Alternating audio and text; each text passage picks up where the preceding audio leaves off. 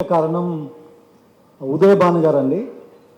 ఈ విషయం మీకు చెప్పాలి అంటే ఒక మంచి థాట్ ఉంటే సినిమాలు ఎలా తయారవుతాయి, ఒక మంచి థాట్ ప్రొవోకింగ్ సినిమాలు అని. తను గ్రీన్ ఇండియా ఛాలెంజ్లో ఒక మొక్కను నాటి ముగ్గురు పేర్లు సజెస్ట్ చేయమన్నప్పుడు ఆయన నా పేరు సజెస్ట్ చేశారు. నేను మొక్కలు నాటడానికి ఎక్కడో ఫామ్ హౌస్లో మొక్కలు నాటుతూ ఉంటే ఆ పిక్చర్స్ సోషల్ మీడియాలో వెళ్ళిన తర్వాత అప్పుడు దాని గురించి సంతోషన్న చేసిన పనుల గురించి, గ్రీన్ ఇండియా ఛాలెంజ్ గురించి, కేసీఆర్ గారు తలపెట్టిన హరితహారం గురించి తెలుసుకోవడం జరిగింది. ఆ టైంలో కరోనా టైంలో కూడా మనం అందరం ఆక్సిజన్ కోసం ఎంత సఫర్ అయ్యామో అందరికీ తెలుసు. అలాంటి టైంలోనే ఒక మంచి కాన్సెప్ట్తో కమర్షియల్ సినిమా ఎందుకు రాయకూడదని ఈ కథ రాయడం జరిగింది.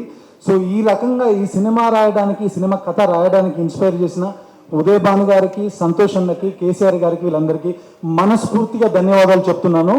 ఇది ఓన్లీ బ్లడ్ షెడ్ లేదంటే ఎంటర్టైన్మెంట్ సాంగ్స్ అలాంటి సినిమా కాదు. అలాగని మీ కమర్షియల్ ఎలిమెంట్ లేని ఒక మెసేజ్ ఓరియంటెడ్ సినిమా మాత్రమే కాదు, అన్ని సమపాలలో బ్లెండ్ చేసిన సినిమా.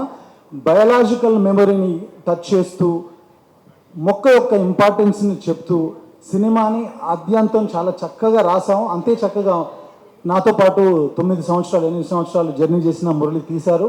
ఈ సినిమా మీ అందరికీ తప్పకుండా నచ్చుతుందని నమ్ముతున్నాను. ఆ తర్వాత చెప్పాల్సింది రాజేంద్రన్.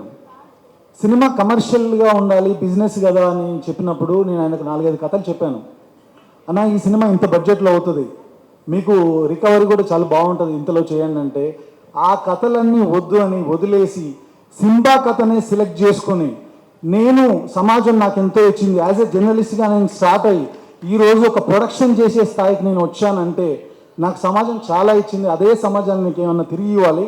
నేను ఒక మొక్కను 1000 మొక్కలో పెడితే అది మంచిగా జరుగుతుంది, కానీ దీని ద్వారా కొన్ని వేల మందిని, లక్షల కోట్ల మందిని ఇన్స్పైర్ చేయొచ్చు.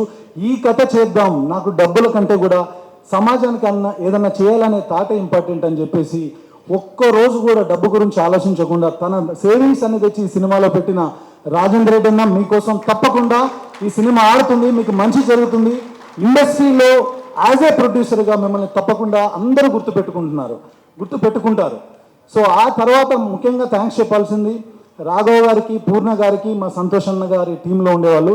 మాకు షూటింగ్ టైంలో ఎక్కడ ఏం కావాలన్నా గవర్నమెంట్ తరపున మాకు సపోర్ట్ చేసి అన్ని రకాలలో, ఈ సినిమాని తీయాలంటే 10-15 కోట్లు కావాలండి జనరల్లీ, కానీ ఎంతో సపోర్ట్ చేసి మీరు మంచి సినిమా తీస్తున్నారని మాకు సపోర్ట్ చేసిన పూర్ణ గారికి, రాఘవ్ గారికి ఈ సభాముఖంగా నేను ధన్యవాదాలు చెప్తున్నాను. అలాగే ఈ సినిమాలో చాలా సైంటిఫిక్ రీసెర్చ్ ఉంది.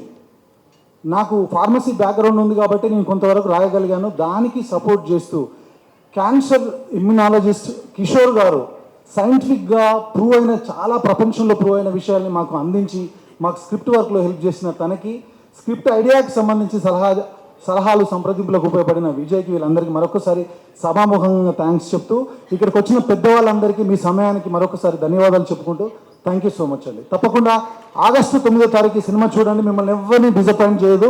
చాలా ఈ కథకు మీరు 100కు 100 మార్కులు వేస్తారు, అదైతే నేను ఖచ్చితంగా